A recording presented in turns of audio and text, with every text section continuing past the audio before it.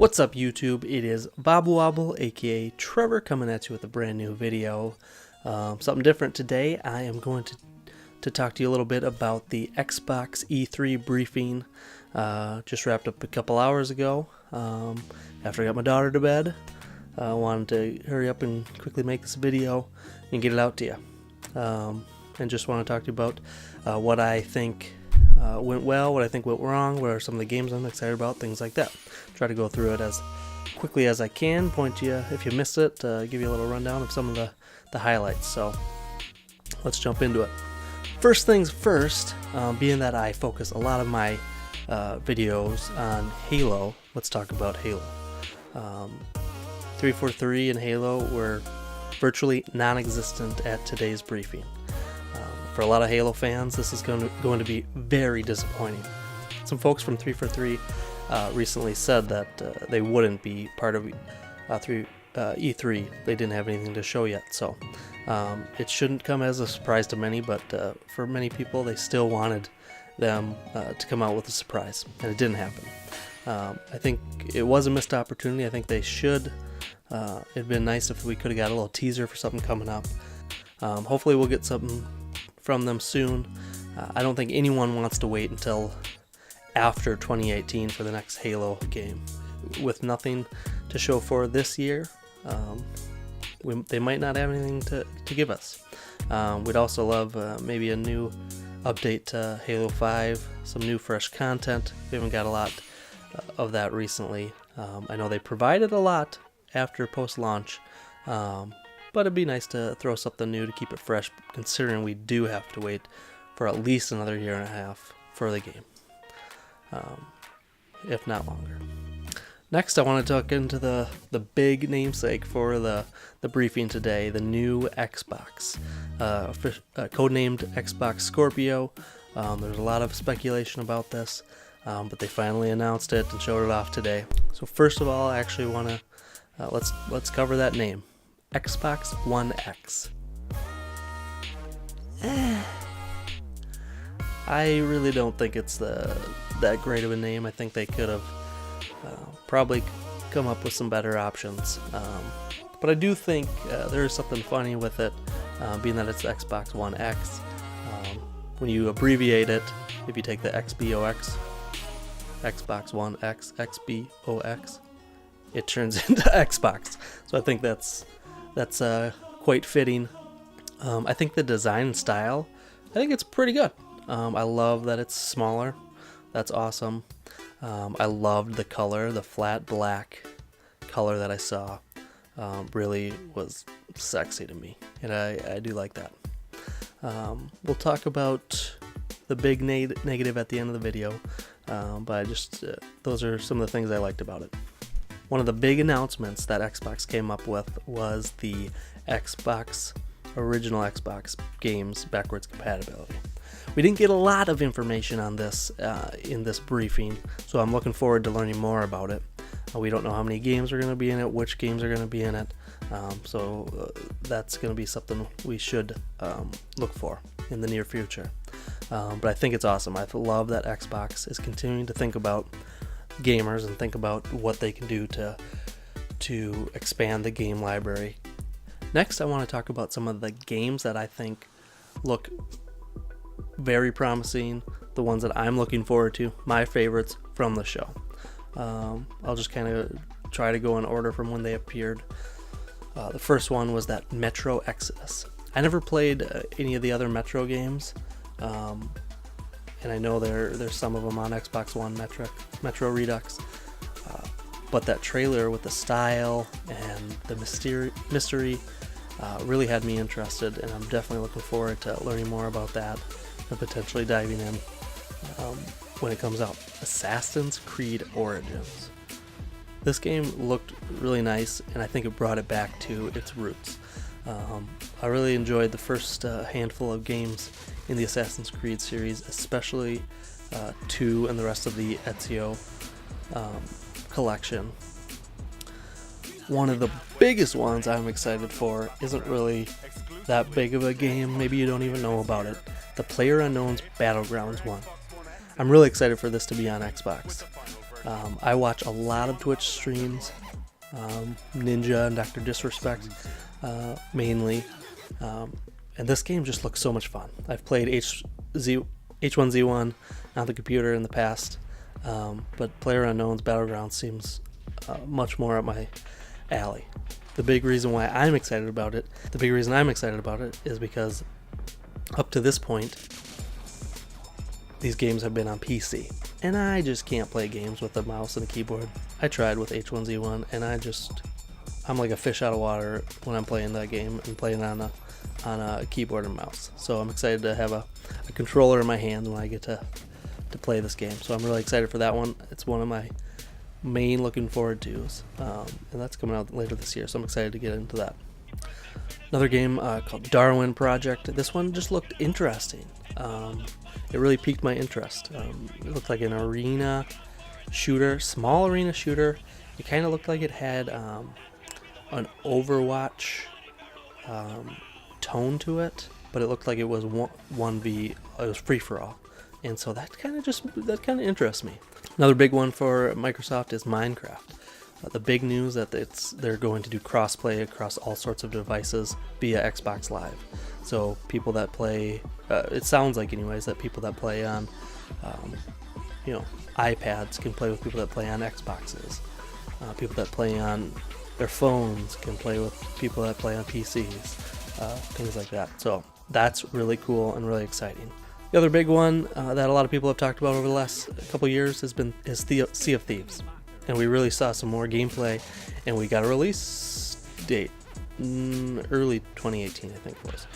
So not a release date, but a release time frame, I believe.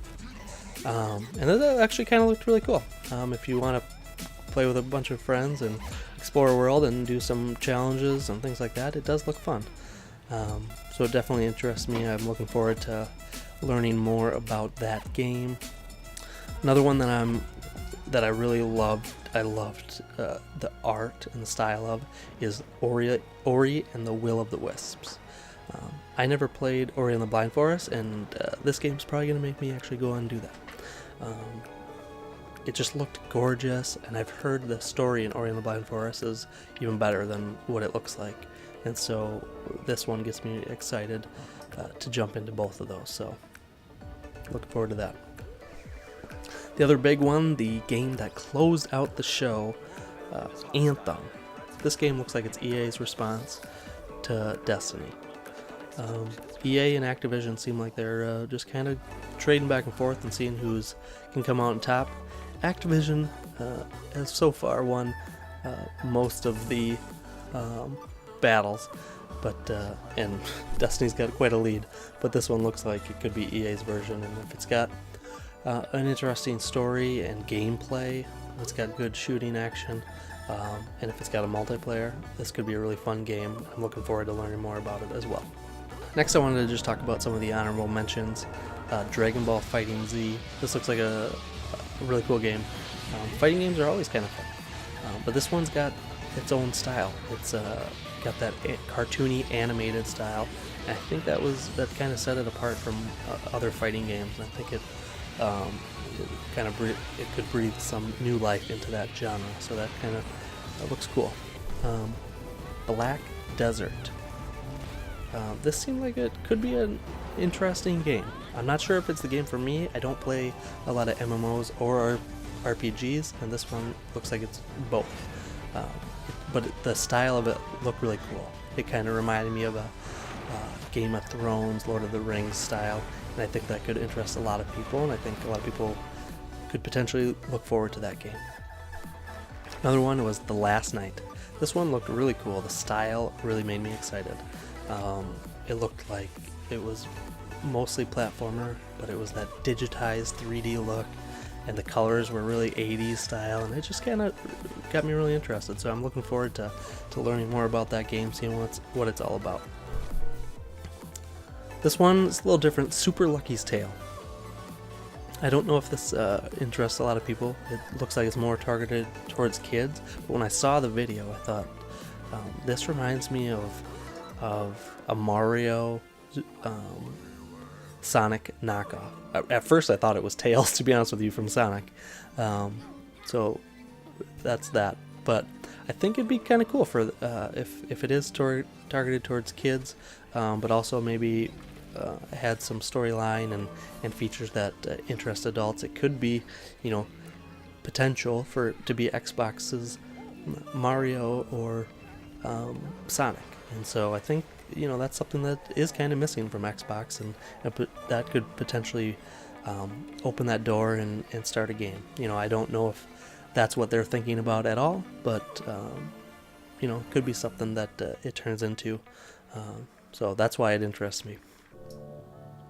Cuphead's been talked about a lot. It's so unique, and I love the art style. It's old 20s, 30s, teens, whatever, however old animation, and I love that. And so it's been out there for a long time, but we haven't known when it was going to be released, and it's finally going to be released this fall, and I think a lot of people are going to be excited about that it's already finally coming out, and it looks really interesting. Crackdown 3. I've never played any of the Crackdowns, so I don't know a lot about the backstory about those games, and so I don't know what it's about, so it doesn't quite interest me as much as some other games. It just seems like people are blowing stuff up and throwing things, and so I want to definitely learn more about that game.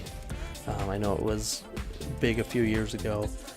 It kind of fell off the radar for a while. They must have went into hiding as they were cleaning things up. But I'm looking forward to learning more about that, and it could, if it's a fun multiplayer game, it could be something I'm interested in. We'll see. Ashen was another game that they didn't show you a lot, and that's what interested me. The art style is, again, one of the things that really interested me. It was unique and different, and it had a lot of mystery in that trailer, so I'm definitely looking forward to learning more about that one. Life is Strange. That one seemed really gritty and dark, or it could be dark, and it looked like it was episodic, similar to like the Telltale games. So if Square Enix can actually tell a story in this game, it could be interesting. Could be something that sets Xbox apart at least at first. So I'm excited for that one. So that kind of sums it up. I probably talked way too long already. Hopefully I'll be able to cut this up and trim it down for you a little bit. But in conclusion, I thought it went okay. I thought it was okay. There's a bunch of games that really piqued my interest, especially PlayerUnknown's Battlegrounds, the Darwin Project, Ori and the Will of Wisp, and Anthems. Those four really interested me. The design of the Xbox One X, I really like. But the big problem that I think really had Xbox drop the ball here is the price of the Xbox One X. I know that it's super powerful, and you can't really get that kind of power and whatnot from a PC at that price level, but I just don't think they can afford to price a console at that number. I don't think enough people are going to buy it or feel the need to buy it. And with the PS4 and the PS4 Pro outselling Xbox by a ton right now, I think they needed to shake things up and sell it at a loss to bring people back into the Xbox ecosystem if they have a chance at winning at this generation. I know they're not thinking about generations anymore, but they're going to have to update the Xbox One X at some point in the future, you would assume as well. So I think that's the big thing that dropped this briefing down so much. Phil Spencer was great, talked about a lot of games. A lot of the games looked awesome. There was a big variation in games, and that's what I really enjoyed. You got your racing games, you got RPGs, you got massive multiplayer games, you got shooters and things like that. And I think that was great. But the big focus coming into it was Xbox Scorpio. And the Xbox One X at that price level, I think just disappoints a lot of people. And I don't think a lot of people are going to be buying it at that price level. I don't even know if I'll be able to. So we'll see. But let me know what you guys think about the briefing today. What games excited you? What games do you want to watch? What do you think about the Xbox One X? Let me know in the comments below what you think. Let me know what are your top, 3 games that you thought. What are the games that you think dropped the ball or are dropping the ball? What do you think about the price of the Xbox One X? And what do you think of the design and style? Let me know below. And we can chat about it and let me know. So I appreciate you stopping by as always for this video, and we'll see you next time. Bye bye.